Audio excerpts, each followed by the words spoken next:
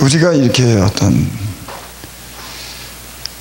단체라든지 어떤 모임에 가정도 포함해서 교회 또 어떤 사업장 이런 모든 사람이 그런 모이는 곳에 좋은 일이 어떻게 하면 일어날까? 여러분, 우리는 다 이렇게 좋은 일이 일어나기를 기대합니다. 야, 그래, 그 단체 참 좋은 일이 있었으면 좋겠어. 뭐 기대돼. 여러분, 우리가 인생을 살아보면서 지금까지 우리가 많은 사람들과 함께 섞여 살면서 우리가 어떤 소속 속에 우리가 살아온 것을 우리가 이렇게 기억해 보면 누군가 희생이 있었습니다. 나보다 더 일을 많이 한 사람, 나보다 물질적으로 시간을 들인 사람이 있기에 여러분 단체라든지 어떤 그런 모임이 좋은 일이 생긴 겁니다. 사실 그래요.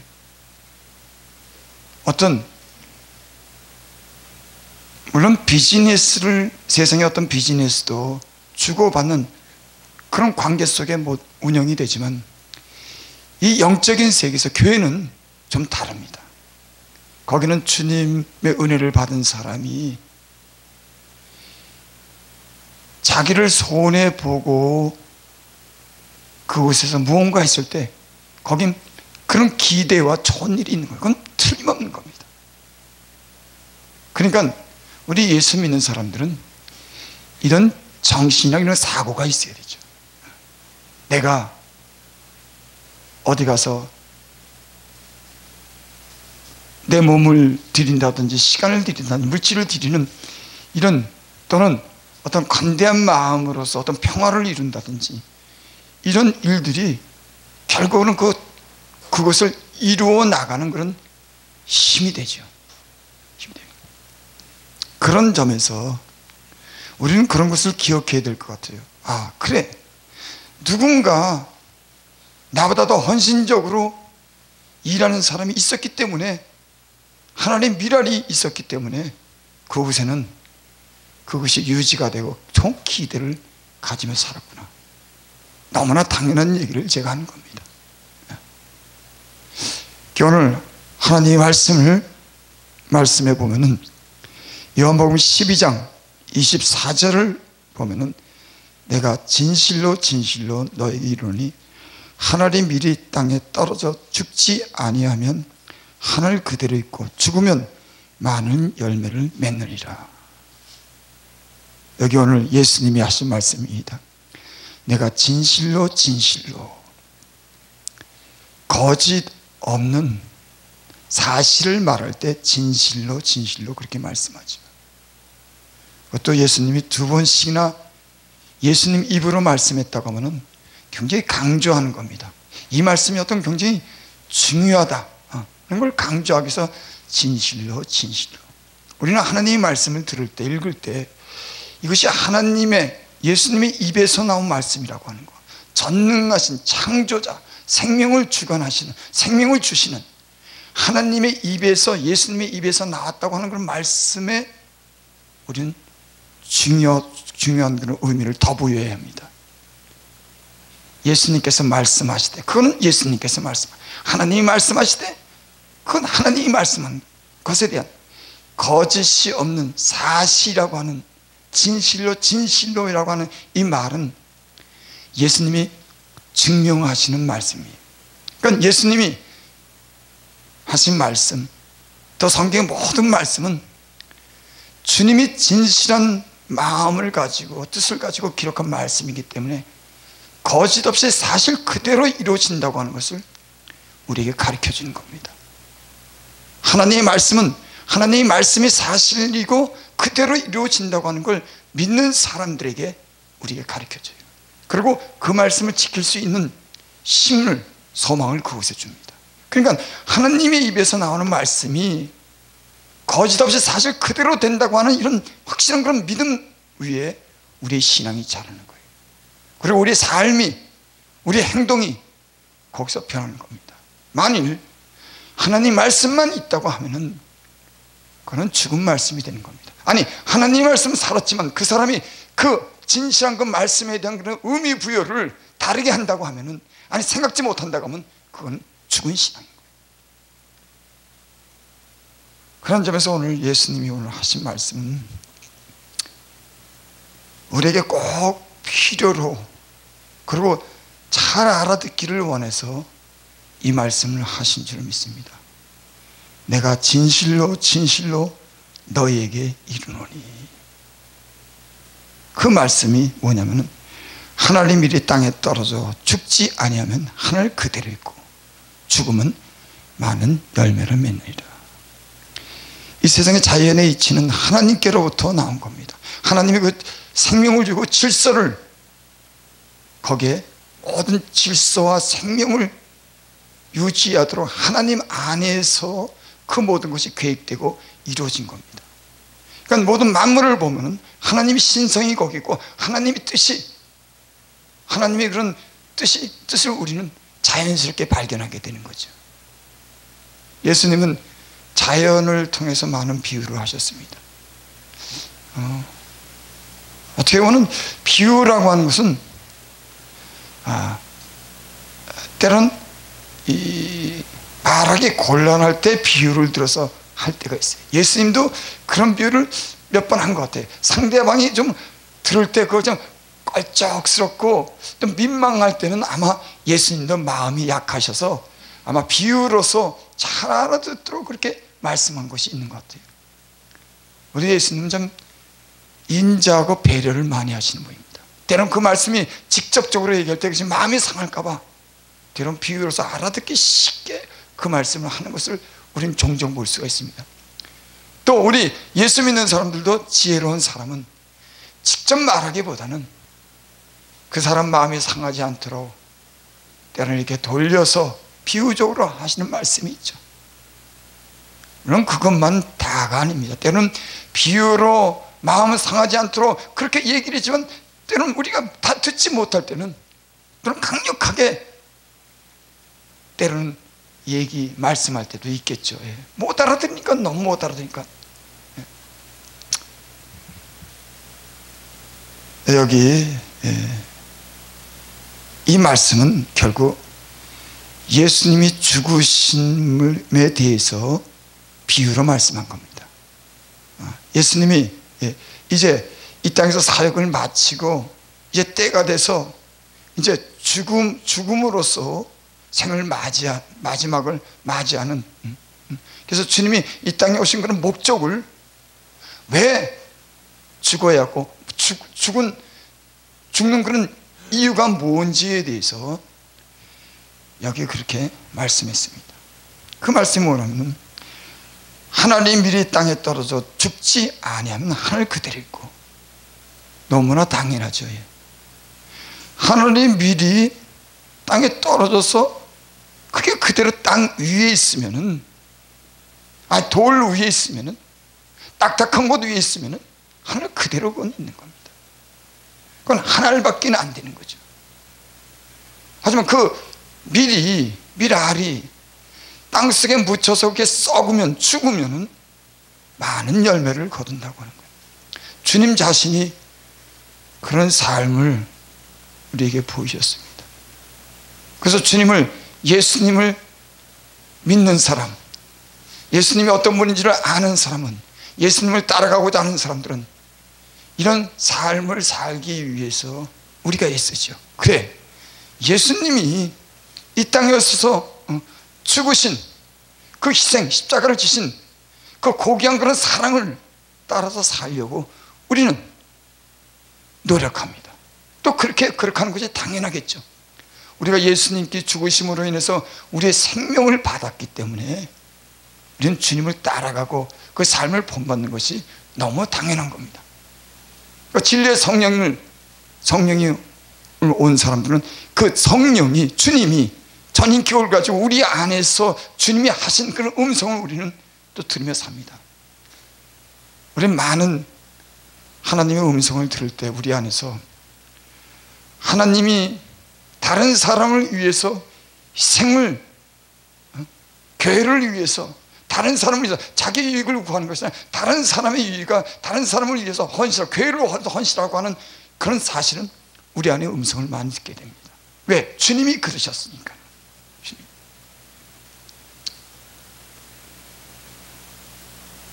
하늘 그대로 있고 죽으면 많은 열매를 맺느니라. 네. 죽으면은 많은 열매가 맺죠. 이것은 하늘의 밀을 비유했지만은 밀에 관한 얘기는 아닌 겁니다. 이게 비유죠. 예수님이 죽으심으로 인류를 구원하시기 위해서 친히 십자가 못 박혀 죽으심으로 많은 사람들을 구원한, 참 어떻게 보면 이 기독교라고 하는 거, 예수를 믿는다고 하는 것은 참 오래전에 2000년 전부터 시작됐지만은 그 오랜 세월 동안 너무나 많은 일들을 한 것을 우리는 기억합니다. 예수님이 단 한 분이 죽으신 그분이 이 땅에 참으로 마곡간에 태어나시고 보잘것 없이 없는 그런 분이 나사렛이라고 하는 그런 곳에서 태어나셔서 이 땅에 오셔서 그분이 하나님의 아들이 이 땅에 보여주는 사랑과 죽으심으로 인해서 그 단 몇 년에 이루어진 건 사건이 이 역사를 변화시켰죠. 너무나 많은 놀라운 변화를 가져온 겁니다. 그분이 죽으셨기 때문에 그런 거죠. 죽으셨기 때문에. 25절 보겠습니다. 자기 생명을 사랑하는 자는 잃어버릴 것이요. 그리고 예수님께서 그런 말씀하시는 거예요. 예수님이 죽으심에 대해서 말하면서 이제는 듣는 사람들에게 말하는 것 같아요. 예, 여기 아마 제자들에게 말하는 걸 겁니다. 자기 생명을 사랑하는 자는 잃어버릴 것이다. 이건 주님 자신을 얘기를 한 게 아니라 그 자리에 있는 사람들에게 이 말씀을 한 거예요. 그럼 이 말씀이 뭘까? 아니, 자기 생명을 사랑하는 자는 잃어버린다? 좀 어떻게 보면 이해가 안 되는 그런 말씀이죠. 때로는 이해가 안 되는 말씀 속에 깊은 뜻이 있고 그 말씀을 알고 지켜야 된다고 하는 이런 생각 때문에 우리가 하나님 말씀을 통해서 우리가 그 말씀을 묵상하고, 이 말씀이 무엇인가? 예수님이 하신 말씀, 우리에게 하신 말씀이 뭔가? 하고 우리는 생각을 하고 그 말씀의 의미를 우리가 찾아내고 그 말씀대로 살려고 우리는 애쓰겠죠. 근데 굉장히 중요한 말씀인 것만은 사실이에요. 내가 진실로 너에게 말한다. 자기 생명을 사랑하는 자는 잃어버릴 것이요.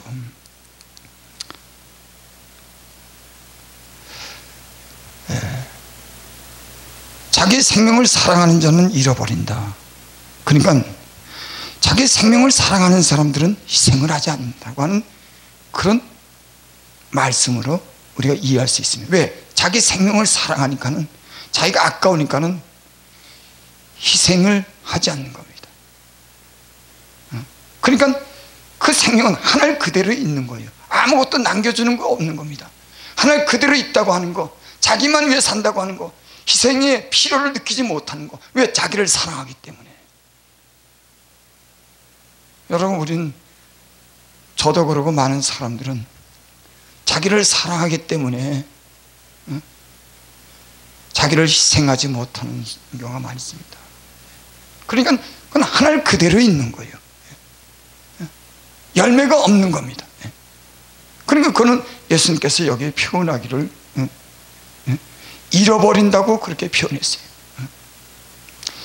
예수님을 믿고 보니까는 주님이 우리 안에서 요구하는 게 있습니다.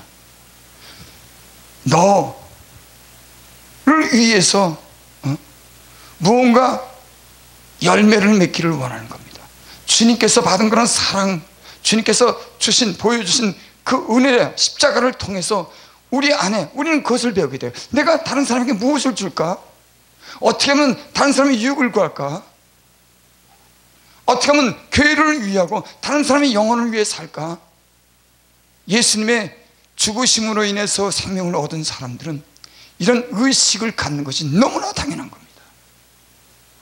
예수님이 그렇게 사셨으니까 오늘 또 말씀도 그렇게 진실로 진실로 라고 하는 말씀을 통해서 우리에게 말씀하는 걸 보면은 그리스도인의 삶이라고 하는 것, 생명을 얻는 삶이라고 하는 것은 자기 하나를 지키는 것이 아니라 자기 하나가 희생될 때 교회가, 모임이 유익을 얻고 그걸로 기대를 얻고 좋은 일이 생긴다고 한다고 하면은 우리는 기꺼이 우리가 손해를 보더라도 주님을 따라 살 겁니다. 하나님의 미랄이 될 수가 있을 겁니다. 사실 너무나 당연한 말씀이고 성경을 우리는 너무나 잘 아는 말씀이지만 우리는 하나님 미랄이 되려고 할 때 우리는 갈등합니다. 아니, 어떤 사람들은 전혀 갈등하지 않아요. 법, 원칙, 합리적인 생각만 있으면 되는 겁니다. 그건 아무런 죄책감을 느낄 필요가 없어요. 누구도 강요하지 않습니다. 자유를 줬기 때문에. 하지만 그런 사람이라고 하면은 그건 하늘 그대로 사는 사람이 아닐까, 이런 생각을 해보게 됩니다. 여러분, 오늘 말씀이 다른 무슨 이유가 있겠습니까? 자기 생명을 사랑하는 사람들은 그냥 법은 법대로 지키고 상식과 어떤 합리적인 건 논리로 인해서 자기를 사랑하고 자기를 지키는 그것 위에는 할 수가 없다고 하면은 주님이 그거는 잃어버렸다고 말씀하는 것은 다른 해석을 필요가 있을까요? 다른 해석이 필요가 없습니다. 자기를 사랑하기 때문에 자기를 희생시키지 않는다고 하는 게 결론인 겁니다. 여러분, 우리는 예수님을 믿으면서 이런 갈등을 겪고 살 때가 사실 많이 있습니다. 하지만 이 시대는 이 주님이 마지막 시대라고 하는 이 마지막 시대는 자기를 사랑하고 돈을 사랑해서 남에 대한 관심이 없고 자기를 사랑하기 때문에 희생하기를 꺼려하는 이 시대에 그때 사랑이 더욱더 필요하고 주님의 말씀에 사랑이 식어진다고 하는 이 말이 이 시대에 우리에게 더 어떤 자극을 주고 더 사랑하기를 원하는 그런 말씀이 아닌가 싶습니다.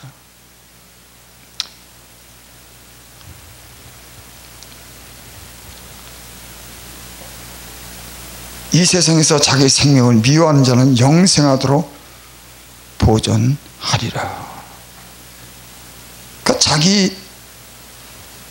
그러니까 자기를 아끼지 않는 겁니다.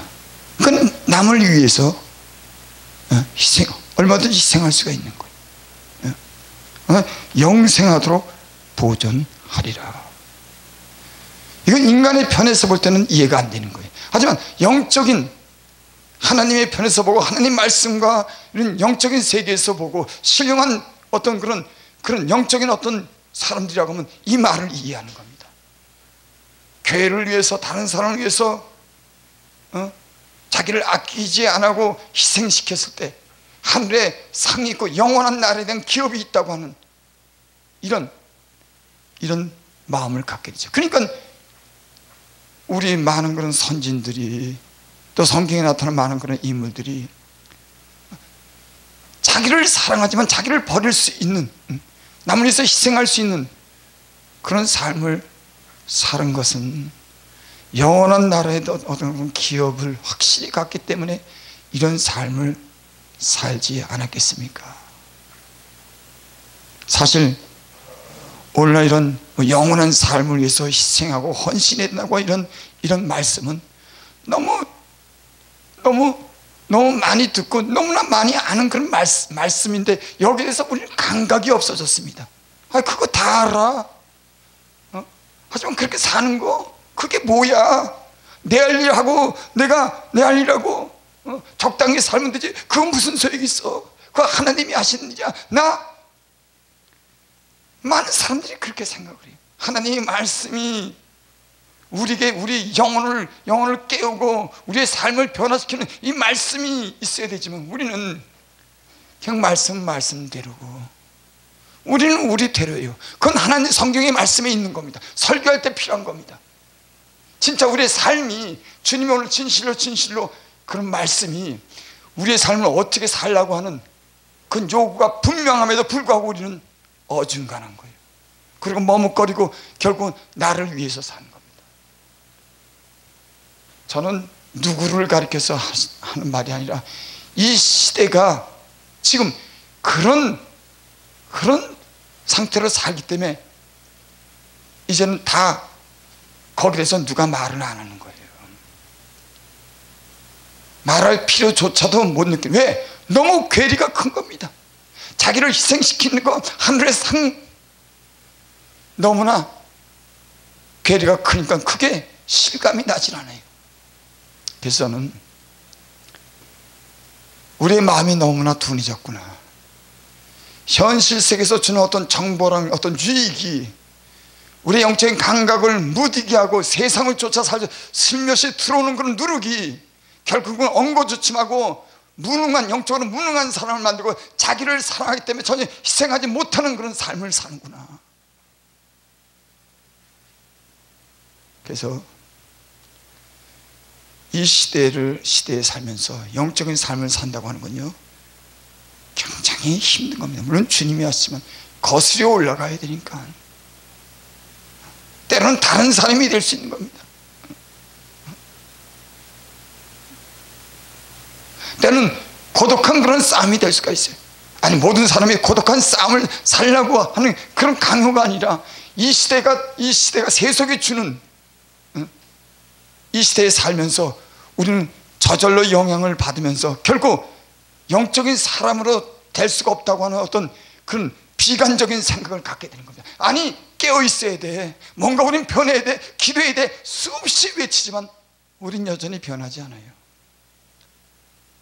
다 알아. 현실이야. 하나님이 알아서 해. 인간은 못해. 이런 얘기는 누구든지 하는 겁니다. 그거 당신 얘기가 맞아? 아니, 그건 맞는 얘기지. 전혀 노력을 하질 않는 거예요. 영적이지 못한다고 하고 감각이 무뎌졌다고 하고 잠자고 있다고 하는 그런 사실에서 알지도 못하고 전혀 자기 길을 가는 겁니다. 이 세상에 많은 사람들이 그렇게 삽니다. 저도 거기선 예외가 될 수 없어요. 하지만 이런 영적으로 어두워진 세상에 주님의 그 생명의 말씀과 영생의 말씀과 진실하고 수없이 외치는 그 말씀 속에 조금이라도 자극을 받고, 야, 눈에 보이는 세상이 이게 전부가 아니구나. 영적인 삶을, 주님을 위한 삶, 영원한 삶을, 진실한 삶을, 고귀한 삶을, 거룩한 삶을 살아야겠구나 하는 이런 자극이라든지 도전이라든지 이런 의지를 일으킬 만한 우리 마음에 요구가 없다고 하는 게 큰 병인 겁니다. 아니, 성경은 100번 1000번 들으면서도 어째서 그런 요구가 안 생길까요?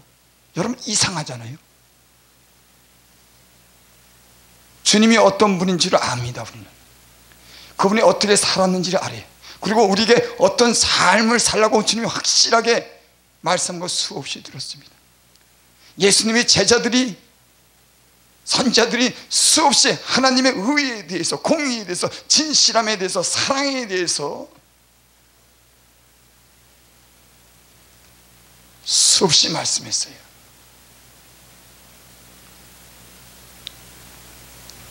참, 그래서 많은 사람들이 이런 문제에 대해서 고민하고, 그래, 기도해야 돼, 회개해야 돼. 하지만 어떤 변화는 보이질 않아요. 왜 그러냐면 너무 바벨탑을 높이 쌓은 겁니다. 이제는 무너뜨리지 못할 만큼 바벨탑을 쌓았어요. 세상의 문명이, 인간의 지혜가, 컴퓨터가, 세상의 그 부에 대한 그 부와 권력의 그런 높이가 끝없이 높아졌기 때문에 그걸 어떻게 할 수가 없는 겁니다. 무너뜨리기에는 너무 이제는, 그러니까 무너뜨리는 것이 하나님의 심판이 있어야 되는 겁니다.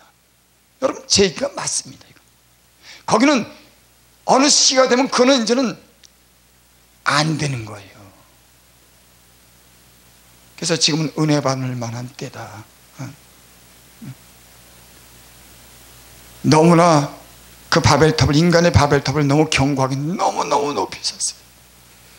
이제는 하나님이 내려다보고 내려와서 언어를 혼잡해하고 그 문명을 무너뜨리려고 해도 이제 그렇게 해서 무너지지 않아요. 그건 이제는 심판하고 멸망해야지만 일이 끝나는 거예요. 하나님이 심판할 이유가 없습니다. 왜 심판하겠습니까? 왜 불로 심판하겠습니까? 아니, 말해서 듣는데 왜 심판하겠습니까? 여러분 이건 성경 말씀이에요. 여러분 한번 성경적인 논리를 가지고 한번 생각을 한번 해봐. 왜 주님이 이 땅에 불로 심판해야 되는지, 아니 왜 노아의 방주 때 물로 심판해서 인류를 다 멸망시켰는지, 왜라고 하는 질문을 우리가 하게 된다. 왜지 주님이 사랑하시는데 우리를? 여러분 이런 질문이 당연히 오지 않겠어요? 아니 그건 뭐 죄져서 멸망했어, 때가 돼서, 아니 이게 아니고 왜 도대체 그 많은 인류를 주님은 물로서 심판했을까? 그는 더 이상 죄가 관영했기 때문에, 이건 너무나 당연한 결과입니다. 죄가 관영했기 때문에 더 이상 해볼 수가 없는 겁니다.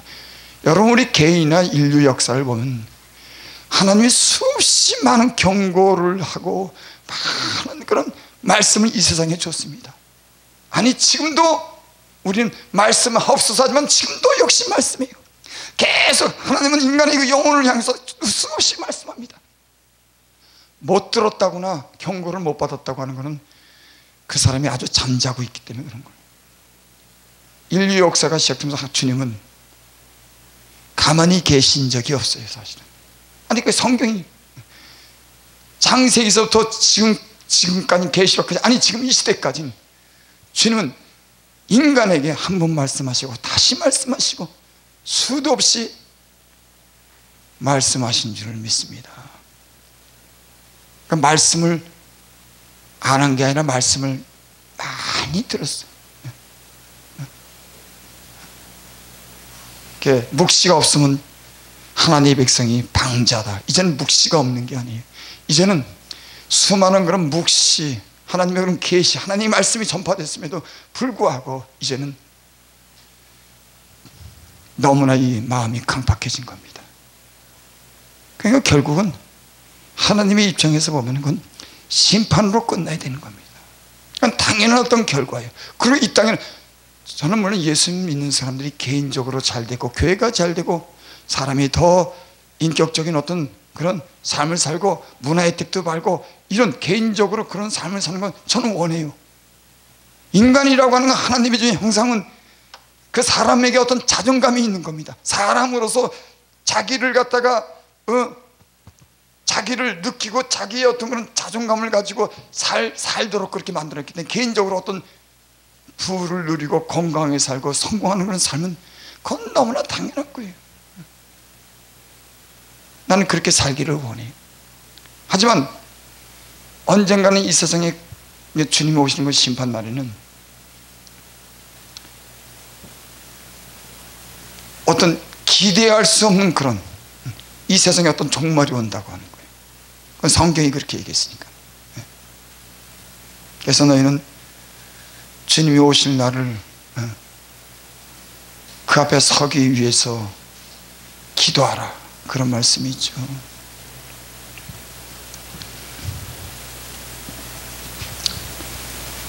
(26절) 봅니다. 사람이 나를 섬기려면 나를 따르라. 우린 말씀을 읽을 때 그냥 문법적으로 문자적으로만 알고 이렇게 읽을 때가 있습니다. 이 말씀이 내게 주는 어떤 그런 영향력이 있어야 되고 나를 움직이는 그런 말씀이 된다고 생각합니다. 여기 그랬어요. 사람이 나를 섬기려면 나를 따르라. 그러니까 우리 예수 믿는 사람들은 주님을 섬기는 사람이, 주님이 우리의 주인이신 겁니다. 우리에게 모든 좋은 것을 주시는 분이에요. 그래서 우리는 그분이 최고로 여기고 그분이 최고라 그러고 그분의 은혜로 산다고 삽니다. 그러니까 당연히 우리는 주님을 섬기며 산다 그래요. 그분은 높으신 분이야, 영광 받으실 분이야, 그분은 진실한 분이야, 우리의 왕이시야. 우리는 그분을 사람이 나를 섬기려면 나를 따르라. 그러니까 주님을 우리 입으로 그렇게 고백을 하죠. 그럼 주님 나를 따르라는 거예요. 따르라고 하는 것은 쫓아간다고 하는데 무엇을 위해서 쫓아갑니다? 예수님의 삶을 쫓아가는 거죠. 예수님이 어떻게 살아갔는지 그 발자취를 쫓아가는 겁니다. 우리가 흔히 말하는 것처럼 우린 예수님처럼 살지 못해요. 그건 너무나 당연한 얘기입니다. 예수님 저 어떻게 아니 그건 너무 당연한 거예요. 그런 얘기 하자고 하는 게 아닙니다. 예수님을 따라간다고 하는 것은 예수님이 어떠한 분인지를 우리가 먼저 알아야겠죠. 그분은 어떤 분이라고 하는 거, 우리를 위해서 희생한 분이시고 이 땅에 참 많은 위대한 사랑을 많은 사람에게 보이고 내게도 그런 큰 사랑을 보이셨구나 하는 걸 우리는 알기 때문에 그분을 따라가는 겁니다. 저는 개인적으로 하나님이 나를 사랑한다고 하는 그 사랑을 예수를 믿고 시간이 지나면서 그것을 깨닫게 되고 확인하게 됐습니다. 맨 처음에는 그래 십자가에 못 박혀 죽으셨으니까 나를 사랑해 그렇게만 알았죠.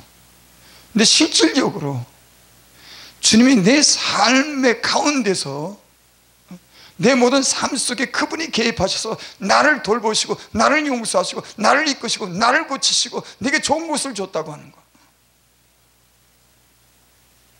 주님이 내가 사랑한다고 하는 말을 할 수 있도록 주님은 내게 그렇게 보이셨어요. 주님이 나를 갖다가 늘 생각하고 내게 관심을 가지고 나를 사랑한다고 하는 그런 증거를 내게 보이셨기 때문에 저는 제가 주님을 사랑한다는 고백을 이제 할 수가 있습니다. 그리고 주님을 따라 살아야겠다고 하는 그런 생각을 하게 되는 거죠.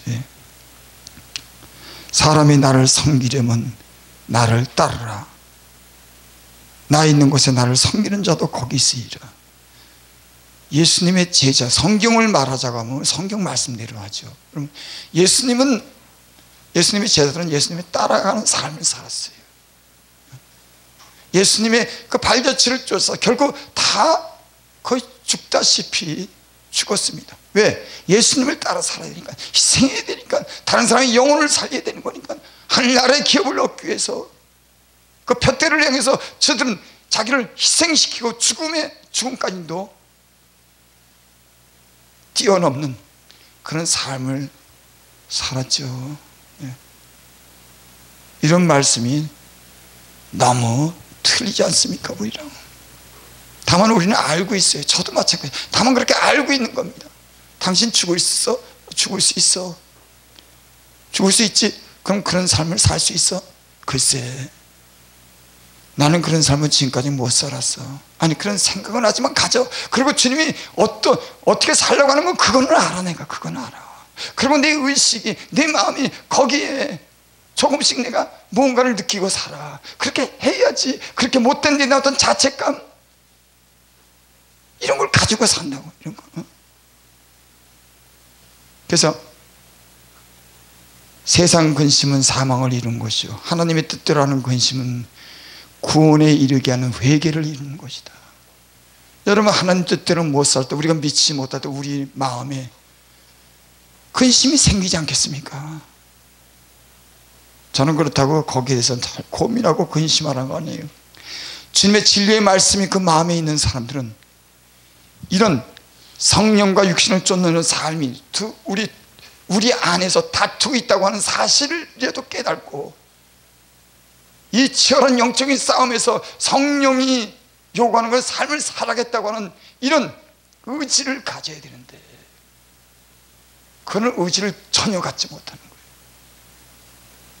여러분, 우리의 씨름은 혈과 육에 가는 것이 아니요, 정사와 권세와 하나님의 하늘에 있는 악한 영들에 대한 싸움이라고 해요. 우리의 씨름은 우리가 씨름을 하는 겁니다. 성과 악, 좋은 것과 나쁜 것에 대한 선택을 늘 우리 안에서 늘 거기에 대한 그런 어떤 씨름을 하고 인간이기 때문에 그런 씨름을 하고 사는 거예요. 그저 법에만 적용되지 않으면 내 편한 대로 살면 돼. 누가 내게 뭐라 그래? 여러분, 만약 그리스도인들이 다 그렇게 산다고 하면 단체가 무슨 기대를 거둘 수가 있겠습니까? 어떤 기대를 어떤 좋은 일이 생기겠습니까? 그런 생각을 똑같이 갖고 산다 그러면 아무런 기대는 못 가져요. 그래도 거기 주님을 알기 때문에 희생하려고 하는 사람 몇 사람이 사실은 어떤 단체는요 끌고 가는 겁니다. 근데 사람들은 그것도 몰라요. 그것도 모르더라니까요. 희생하는 그 몇 사람이, 때로는 경건하게 살고 있는 그 사람들이, 하나님의 영으로 지배받는 사람들이 있기 때문에 하나님이 그것에 관심을 갖고 그것을 살리고 그것을 유지한다고 사실 어떤 사람들은 몰라요. 난 그래서 어떨 때 참 이상하게 생각을 합니다. 아니, 참 이상하다. 뭘 보고 있지? 뭘 보고 있지? 여러분, 지금 우리에 모이는 많은 그런 단체들이 대부분 그래요. 그렇습니다. 세상적인 건 눈으로 보는 겁니다. 거칠을 중요시 여기. 그리고 거기는 하나님의 역사가 있는 것 같지만 없습니다. 그리고 그거는 중단되는 겁니다. 흐지부지. 왜? 하나님이 없는데, 하나님이 돕질 않는데. 거기는 모든 우리 신령한 사역은 하나님이 함께 해야 되는 겁니다. 하나님이 일하셔야 되는 겁니다. 하나님이 그 사람들을 사용해야 되는 겁니다. 너무 명백한 사실이에요. 인간의 지혜라든지 어떤 허영심이라든지 세상의 기준을 쫓아가면 그거는 하나님의 신령한 사역을 절대 할 수가 없어요. 너무나 당연히 우리는 아마 시간이 지나가면서 많은 그런 것들을 경험하고 그런 사람들을 볼 겁니다. 아니, 앞으로도 보게 될 겁니다. 아, 주님의 생각이랑 전혀 미치지 못했구나. 주님은 정직하신 분이구나. 아, 그때 우리는 이런 걸 생각 못했구나. 우리는 인생을 살면서 그런 걸 사실 많이 체험을 했어요. 근데 경험했지만은 그러나 우연으로 돌리거나 사람에 의해서 어떤 돈의 문제로 다 치벼버립니다. 아니, 그 중심에 하나님이 관여하고 하나님이 생명을 주고 하나님이 부도 주고 하나님이 일하신다고 하는 이런 하나님에 대해서 생각은 하지만은 자기 몸을 움직일 만큼은 거기가 되질 않는 거예요.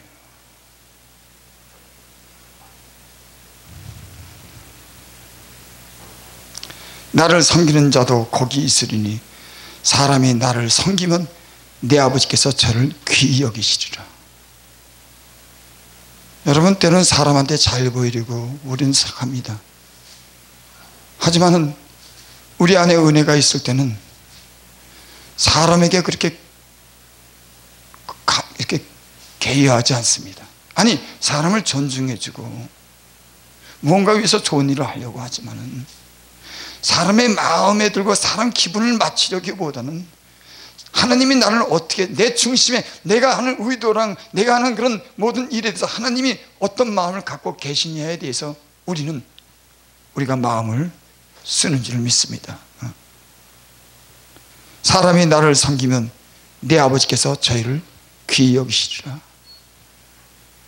오늘 여기 말씀에 보면은 예수님을 섬기면 하나님께서 저를 귀히 여기시라고 말씀합니다. 여러분, 우리는 주님을 섬기는 그런 방법에 대해서 우리는 주님이 지금까지 가르쳐 준 줄을 믿습니다. 어떻게 말씀으로도 가르쳐 주고 우리의 삶을 통해서 주님을 어떻게 섬겨야 되는지 우리에게 가르쳐 주신 줄을 믿습니다. 우리가 이 말씀을 귀담아 듣고 우리가 주님이 보여줬던 그 삶을 살아야겠다고 하는 것은 의식을 갖게 되면 우리는 많은 변화가 있게 될 줄을 믿습니다. 우리 하나님 말씀 고린도서서 4장 10절 한번 보고 마치겠습니다. 고린도후서 4장 10절.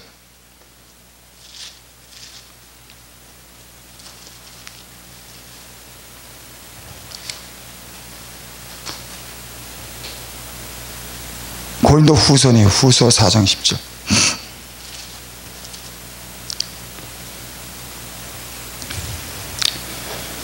우리가 항상 예수 죽인 것을 몸에 짊어지면, 사도 바울이 말씀한 거죠.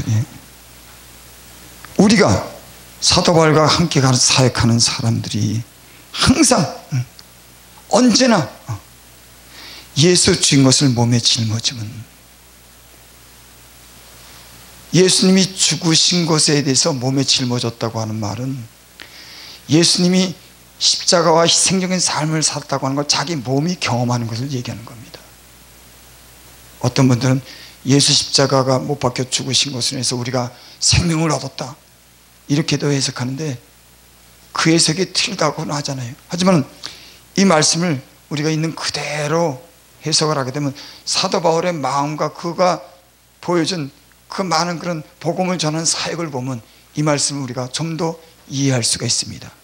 우리가 항상 예수 죽인 것을 몸에 짊어지면 예수의 생명도 우리에게 나타나려 합니다. 그러니까 예수 죽인 것을 짊어졌는데 거기엔 생명이 나타난다고 하는 거예요. 여러분, 제가 서두에 그런 말씀을 드렸습니다. 누군가 희생을 하고 손해 볼 때, 십자가를 헌신적인 그런 일이 있을 때 거기엔 예수의 생명이 나타나는 겁니다. 예수님이 하나님 미랄에 대해서 그 미랄이 땅에 떨어져 죽었을 때 많은 생명을 거둔 것 같지, 이 불변의 진리의 진리는, 예수님이 보여주는 이 진리는 우리에게도 그대로 적용되는 줄 믿습니다. 그래서 사도 바울이 또 그런 말씀이에요. 우리가 우리를 전파하는 것이 아니요 예수 그리스도의 주 되신 것과 내가 너희의 종 된 것을 전파한다.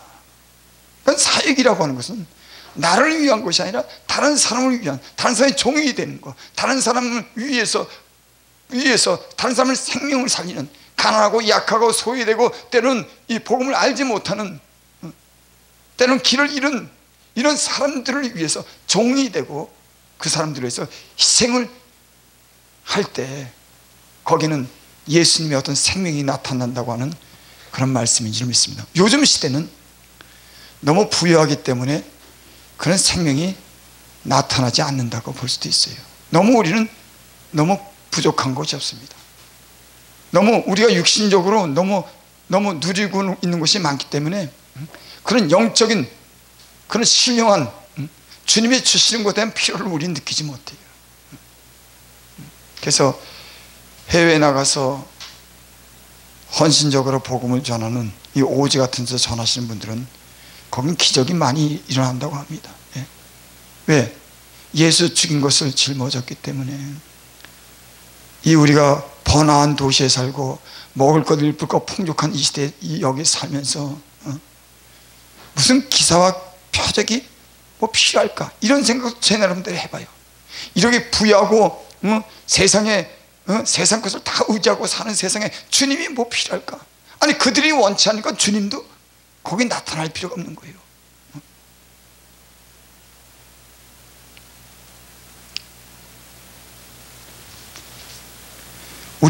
우리 산자가 항상 예수를 위하여 죽음에 넘기움은 예수의 생명이 또한 우리 죽을 육체에 나타나게 함이라. 그런즉 사망은 우리 안에 역사하고 생명은 너희 안에 하느니라. 여러분, 돈 많이 생겨서 잘 먹고 잘 사는 거, 그건 너무나 좋아하는 겁니다.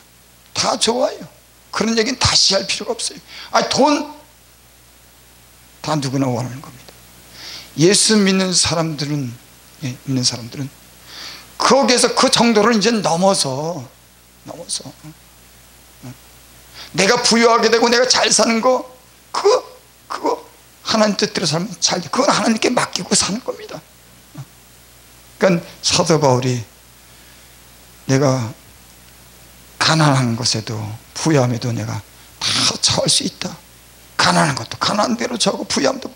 우리는요, 사실은 어떻게 보면 지금 너무나 부유해요. 제가 항상 여기서 기도할 때 그럽니다. 하나님, 먹여주시고 입혀주셔서 감사합니다.